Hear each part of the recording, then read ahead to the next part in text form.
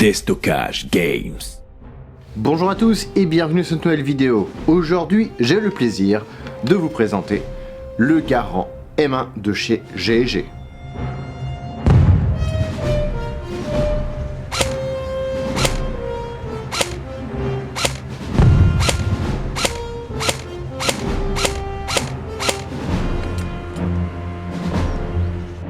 Oh la vache!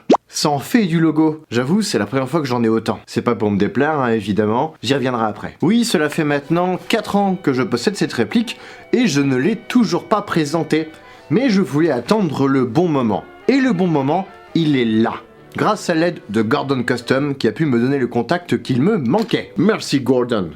Et j'ai d'autres remerciements à formuler avant le début de cette vidéo. Tout d'abord, Déstockage Games qui sponsorise cette vidéo et qui m'a envoyé un bon paquet de billes, plus le ressort que j'ai mis dedans. Un ressort M100. Je remercie également l'atelier Le Prieur, un petit artisan qui m'a permis de modifier le pontet. Et oui, c'est un pontet du bon modèle, seconde guerre, enfin, et on en reparle après. Merci aussi à Rigger Shop & Co pour la réduction qu'ils m'ont accordée pour acheter ce joli uniforme parfait pour la bataille des Ardennes. Ensuite, bon non, heureusement que j'ai un prompteur, hein, parce que j'ai beaucoup de monde à remercier et je vais oublier personne. Je remercie Energy Airsoft qui a pu m'offrir une batterie il y a maintenant 1 an. Oui, je paye toujours mes dettes, même si ça peut prendre du temps. Du coup, je ne peux que recommander leur batterie made in France. Je remercie encore Sweet Airsoft, eux aussi ils m'ont envoyé des chargeurs. Bon, par erreur, à la base c'était des ICS que je voulais, mais je voulais les remercier parce qu'ils m'ont permis de les garder. Et je remercie aussi TNT Studio pour m'avoir fait une réduction sur le canon de précision que j'ai pu mettre dedans. Et enfin, je remercie mes parents sans qui rien de tout ceci aurait été possible parce qu'ils m'ont mis au monde. Voilà, il ne faut jamais oublier la famille. I got family. Donc je disais que j'ai cette réplique depuis 4 ans, mais je n'étais pas fan de vous la présenter. En effet, j'ai déjà pu présenter le Garand ICS, mais lui, il est moche. Désolé mon bébé. Je suis violent dans mes paroles, mais seule la vérité est dure à entendre. Oh putain, vous avez vu cet enculé? Non mais déjà, il a la grosse tête, en plus c'est un farbe, et maintenant il va me dire que je suis moche. Putain, je vais le défoncer. La réplique est sortie au début des années 2010, à peu près en même temps que le ICS. Et il a su se démarquer par son côté plus réaliste, même s'il est sorti un poil plus cher. En effet, j'ai eu plein d'aides autour de moi pour réaliser cette vidéo. Par contre, le fusil, non, j'ai pas eu de réduc. Je l'ai acheté 400 balles d'occasion. Mais le prix neuf tourne plus autour des 500 €. Il est livré dans une boîte bleue avec du logo GG partout. Il y a un chargeur de fourni avec, et si je me souviens bien, il y a un bébé loader. Bon, j'ai pas pu garder la boîte, elle a pris la flotte lors d'un dégât des eaux dans mon ancien chez moi, à la cave. Bah oui, les enfants que je retenais prisonniers, ils ont trop pleuré, donc ça a fait un dégât des eaux. Et dans le pack, on a aussi une notice, un catalogue et une tige de nettoyage. Le bois était pas mal, mais j'ai préféré le retravailler pour lui donner un aspect plus sombre. Et petit détail, il est assez fragile. Et surtout, il a du jeu. J'ai dû mettre de la pâte à bois entre les garde-mains à l'avant, ici, pour que ça ne branle plus. En gros, si vous le tenez par là et que vous pivotez avec votre autre main, vous avez tout qui va bouger. Ça ne donne pas un gage de solidité d'avoir du jeu comme ça. C'est un coup à ce que les pièces s'abîment à ce niveau-là. Après, il est possible d'adapter une vraie crosse, mais il faut avoir de la patience pour creuser la crosse pour y glisser le moteur, qui est là. Perso, j'ai pas envie de faire la manip, j'ai trop peur que ça éclate, parce que je suis très malchanceux à ce niveau-là. Les baïonnettes originales, elles peuvent s'adapter dessus, même si je ne le conseille pas, à moins de prendre du baillot en caoutchouc. Voilà, c'est beau, mais ça sert à rien. Attention au guidon, il est assez fragile de ce que j'ai pu lire comme feedback, et il est maintenu au moyen d'une vis à laine, et même serré à fond, et ben il peut encore bouger. Donc limite, collez-le pour éviter de le perdre. La colle devient donc un protège-guidon finalement. Cette blague a été réalisée par un professionnel. Attention à ne pas la reproduire chez vous. La réplique, je l'ai évoquée, fonctionne avec des chargeurs. Ils sont de meilleure facture que les ICS qui sont en plastique. Ici on a des parties métalliques pour une meilleure longévité. Du coup les chargeurs sont légèrement plus chers, on est à environ 20 € par chargeur chez Sweet Airsoft par exemple. Les chargeurs ils ont une contenance de 20 billes, mais seulement 15 ou 16 pourront être tirées. Les 4 ou 5 dernières resteront dans le puits de chargement. Ou alors il faut tirer à l'envers pour les virer. Attention aux zones neutres, ça peut être dangereux. Les chargeurs ne peuvent naturellement pas passer dans les pochettes d'un ceinturon Garand, mais on peut les glisser dans des bandoulières en toile. Par contre je ne conseille pas trop cette méthode, c'est un coup à les perdre, donc autant les mettre directement dans les poches.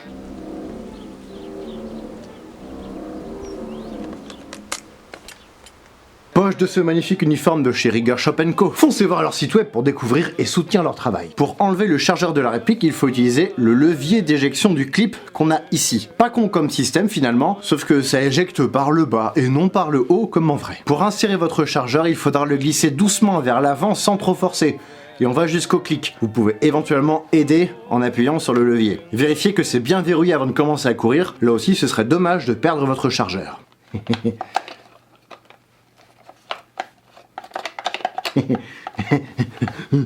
Allez, passe putain.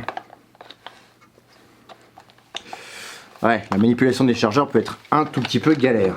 A l'origine, la réplique disposait d'un pontet deuxième modèle, qu'on retrouve plutôt sur des garants après-guerre, comme sur lui. Du coup, ça avait cette gueule-là. GG. Pourquoi vous faites ça, les mecs? Vous êtes relous à prendre des modèles après-guerre, alors qu'il y a moins de parties d'airsoft guerre de Corée que seconde guerre. Et pourquoi vous mettez une roue réglable pour œilleton en mode après-guerre aussi? Ralala.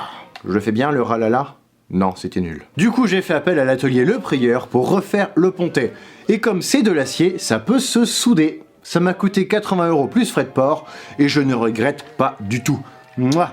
Le résultat est vraiment propre, ils ont rebronzé l'ensemble et on ne devine qu'une fine cicatrice. Cependant, pour le cran de sûreté, personne ne peut rien faire, on a un léger décalage et ça devrait pas être si proche du pontet. Dommage. Par contre, il a une action efficace. Ça bloque la détente, donc ne forcez pas si votre levier de sûreté est engagé.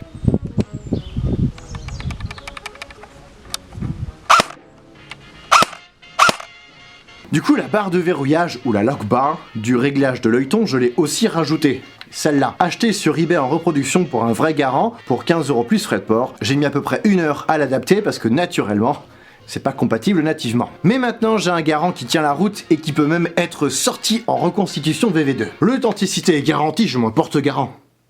Bon voilà, fallait que je la fasse, hein. Vous auriez été déçus sinon. Les oreilles ici qui protègent l'œilleton ont la peinture qui partira facilement, vu que c'est une partie avec des angles bien saillants. Je n'ai pas trop aimé voir la peinture s'écailler, donc je l'ai démontée, cette partie, hein, bien sûr, et je l'ai rebronzée. Au début j'ai tenté le Permablue, mais ça ne tient pas, vu que c'est du Zamac. Donc, go pour l'aluminium black, même si le résultat est globalement noir plus que gris.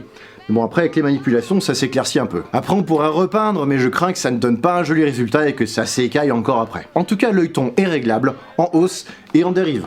Bon, je touche plus à ma dérive, moi, puisque pour de l'airsoft, on s'en fout en vrai. Son poids, c'est un joli bébé de 4,2 kg, pesé avec chargeur et batterie. Cela dit, le fait d'avoir rajouté un peu de pâte à bois ici l'a alourdi un peu. Une bretelle en cuir, ça l'alourdit aussi. Et mon humour aussi, ça l'alourdit. Il est tellement lourd qu'il est contagieux. Pour rappel, un vrai pèse 4,7 kg à vide. Donc on est à peu près 500 grammes de différence, à moins d'avoir adapté une crosse-boîte dessus. À l'avant du fusil, vous pourrez remarquer que le tube d'emprunt des gaz n'était pas la même couleur. En effet, je l'ai volontairement décapé, comme sur pas mal de modèles originaux que j'ai pu voir. Ça, c'est le genre de détails que j'aime pour rajouter un petit peu d'authenticité. La batterie vient se placer dans le cul de la réplique. Pour ce faire, il faut ouvrir la plaque de couche, qui est réaliste, contrairement à l'ICS, qui est tout moche. La mienne déconne un peu, elle galère à s'ouvrir et à se fermer, mais je l'ai reçue comme ça, je pense qu'elle a dû prendre un coup, elle est légèrement tordue. Et donc pour la batterie, je ne peux que vous recommander de prendre une LiPo de chez Energy Airsoft. Elles tiennent très bien dedans. Oh. Par contre, attention dimension, ne prenez pas du trop gros pour que ça passe par la trappe de l'huilier. Donc ça c'est vraiment le maximum. La connectique à l'intérieur mérite d'être revue. En effet, d'origine, les fils sont assez courts. Donc il faut être minutieux pour pouvoir brancher la batterie. Mais cela dit, je crois que la place est assez réduite, donc pas sûr qu'on puisse en mettre beaucoup plus. Surtout qu'on a un fusible entre la batterie et le moteur, mais qui a son importance, c'est pour protéger le moteur, donc ne l'enlevez pas. La Gearbox est propriétaire GEG, mais on retrouve le même modèle sur leur M14. Seul gros point noir, c'est qu'on n'a pas de système de changement rapide de ressort. Donc comme j'ai upgradé ma réplique avec un ressort M100, alors qu'à l'origine ça devait être un M85 vu sa faible puissance ou M90, et ben j'ai dû me farcir tout le démontage. Et baiser deux vis parce qu'elles étaient trop vissées et que les têtes de vis sont mortes. J'ai fini à la perceuse avec ces vis, ça m'a pris bien la tête cette histoire. De toute façon, je l'ai dit, je suis maudit du démontage et du remontage, pourtant je fais attention. La réplique est bloquée mécaniquement en semi, donc normalement il n'y aura pas de full accidentel comme on peut le voir sur certaines répliques qui ont les deux options. Bah ouais, un garant en full ce serait étrange, ça n'a pas de sens, sauf celui de Winter s'il paraît. Et sur le côté de la Gearbox, il y a un petit levier qu'on peut bouger pour désarmer le levier anti-retour, pour faciliter le démontage. Bon, dommage, j'ai compris où il était après avoir tout démonté. La réplique dispose de marquages, un seul en fait, presque réaliste. US Rifle Cal. Bah non, là en français c'est mieux. US Rifle Cal 30 M1 G&G Armament 1 300 577. Voilà, donc si on cherche un peu, ce Garand aurait été fabriqué en février 43. D'où l'intérêt de changer le pontet et la logbar finalement. Le marquage du fabricant était à sa bonne place, en tout cas à la place de Winchester ou Springfield. Mais le numéro de série devrait être beaucoup plus gros et large. Mais il est spécifique à chaque réplique, de ce que j'ai pu voir, et donc ça c'est cool. Donc si vous avez le matos, vous pouvez sans doute changer ce marquage et faire une bonne gravure laser. Et il n'y a pas d'autre marquage nulle part sur l'ensemble de la réplique et même pas sur le bois. Dommage par contre, on a des arêtes bien arrêtées. Ah, je suis fun. Sur le upper, lorsque les vraies arêtes étaient plus arrondies que ça. Mais à part y aller à la Dremel et risquer de faire plein de rayures, bah il laisse pas trop le choix en fait. Le levier d'armement peut être manipulé, mais pas ouvert complètement, et il ne sert qu'à cacher la gearbox. Si vous voulez régler le hop-up, vous pouvez le faire en tournant la molette en plastique noir, visible à la sortie de la gearbox.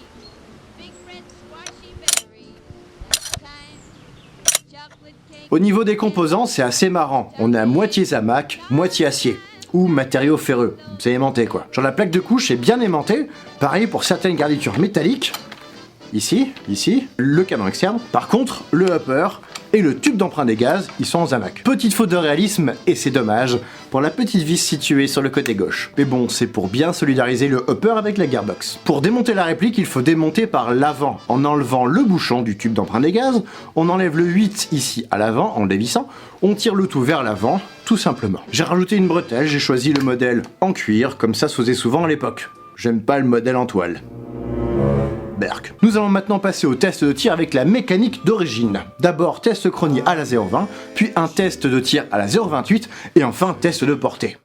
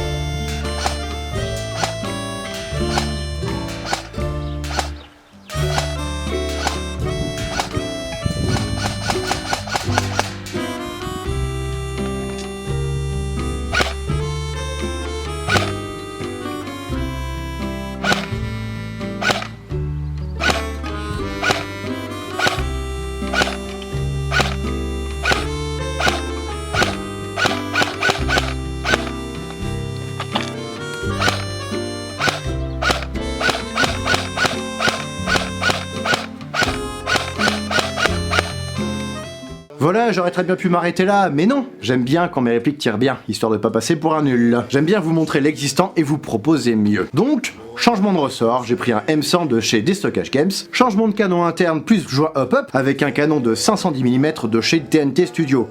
Le canon d'origine est un 608, le nouveau est un 603. Et on passe d'un joint hop-up vers un joint T-hop-up, avec une surface de pression plus importante que sur un joint hop-up d'origine. Ce qui fait que même hop-up à 0, le poids minimum de billes ce sera 0,28 g. Si vous mettez de la 0,20, ça part vers la lune, même hop-up à 0. Sur le prix du canon interne, ça m'a coûté 78 € sans les frais de port, et j'en ai eu pour à peu près 30 € de frais de port. Et ils m'ont mis les joints en cadeau. Dit comme ça fait un peu boutique de drogué. On passe maintenant au test de tir après changement de l'interne avec de la 0,20 pour le test chronie et à la 0,30 pour le test de tir et test de portée.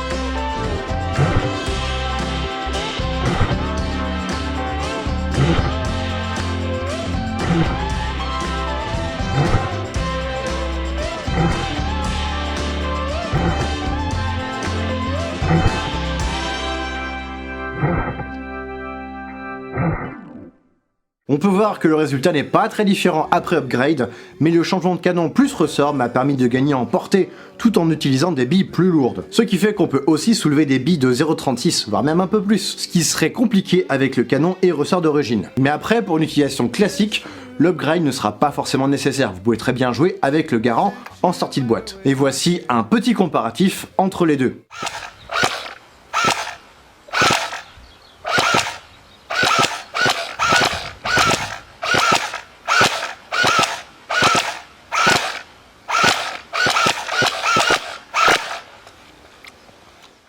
On voit pas énormément de différence, par contre comme les billes sont plus lourdes après upgrade, et ben du coup vous aurez logiquement une meilleure précision même s'il y a du vent. Et en Bretagne, il y a souvent du vent. Si vous voulez du custom de Garand, je vous invite à découvrir la page Facebook de Gordon Custom. Il a déjà adapté un vrai bois sur le sien par exemple, mis des vraies pièces de Garand dessus, etc. Et je le rappelle, pour le pontet seconde guerre, il faut contacter l'atelier Le Prieur. Envoyez votre pontet, il se chargera du reste, en échange d'un petit chèque. Voici ce qui conclut cette vidéo, j'espère qu'elle vous aura plu. Si c'est le cas, martelez de manière impaire le pouce bleu. Abonnez-vous, laissez-moi un petit message pour le référencement et partagez cette vidéo sur les réseaux. Je remercie encore Destockage Games, Sweet Airsoft, ça c'est pour les boutiques, l'atelier Le Prieur, TNT Studio, Gordon Custom et Energy Airsoft, ça c'est pour l'upgrade et le custom, et merci à Rigueur Shop & Co pour l'uniforme M43. Voilà, je pense que j'ai remercié tout le monde. Et quant à moi, je vous retrouve prochainement pour de nouvelles vidéos. Salut!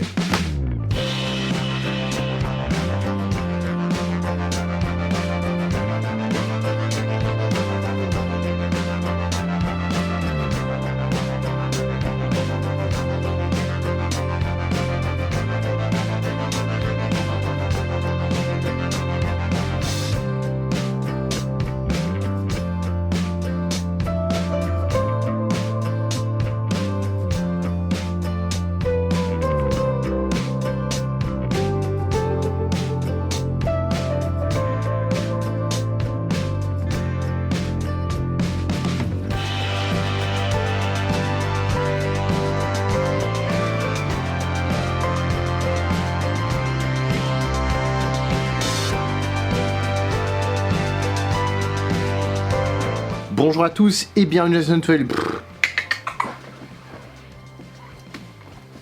C'est mieux si j'aime le prompteur.